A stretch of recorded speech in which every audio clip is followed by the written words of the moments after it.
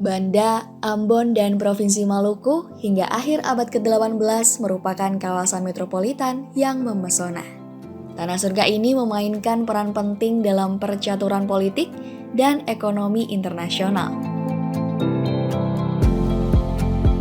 Dimuat dari Kompas, sejak awal abad ke-12, Banda telah masyhur sebagai wilayah penghasil pala. Jatuhnya Konstantinopel pada 1453 memancing bangsa-bangsa Eropa untuk datang ke Banda mencari langsung rempah-rempah. Banda Neira kemudian dijadikan pusat pertahanan dan permukiman Gubernur Jenderal Hindia Belanda pada abad ke-17. Belanda sungguh-sungguh berniat membangun Banda menjadi sebuah permukiman modern. Hingga kini jejak-jejak itu masih dapat dijumpai di Banda Neira, kota kecil di Pulau Neira seperti Benteng Belgika. Tak hanya bangunan, para penghuni Banda Neira juga menunjukkan ciri-ciri pembauran ras ala metropolitan.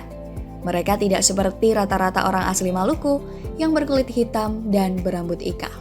Gregorius Magnus Vineso dan M. Clara Wresti dalam Banda, Jejak Kota Kosmopolitan di Pulau Pala menyebut paras perempuan Banda memiliki kemiripan dengan warga keturunan Indo-Eropa, Arab, atau Cina. Disebutkan oleh Gregorius, itu terjadi karena orang-orang Portugis, Inggris, Belanda, Arab, Cina hingga Jepang yang kawin dengan warga lokal. Meski sejak pertengahan 1621 sebenarnya penduduk asli Pulau Banda sudah tidak ada lagi. Hal ini karena terjadi pembantaian 44 orang kaya atau kaum terpandang di Banda oleh Jan Pieter Soen Koen, Gubernur Jenderal Hindia Belanda yang terkenal kejam ketika itu. Kekejiannya memaksa 90% orang Banda melarikan diri ke pulau-pulau lain seperti Seram, Kei Besar, dan Buru.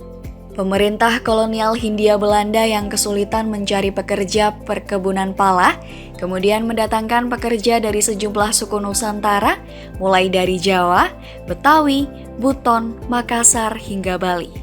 Mereka inilah yang kawin-mawin juga dengan orang-orang Eropa yang sudah menetap di Banda dan menurunkan etnik Banda sekarang. Karena itulah, proklamator kemerdekaan Republik Indonesia Muhammad Hatta yang pernah mendiami pulau ini pada masa pembuangan Belanda menyebut Banda dan masyarakat sebagai miniatur Indonesia.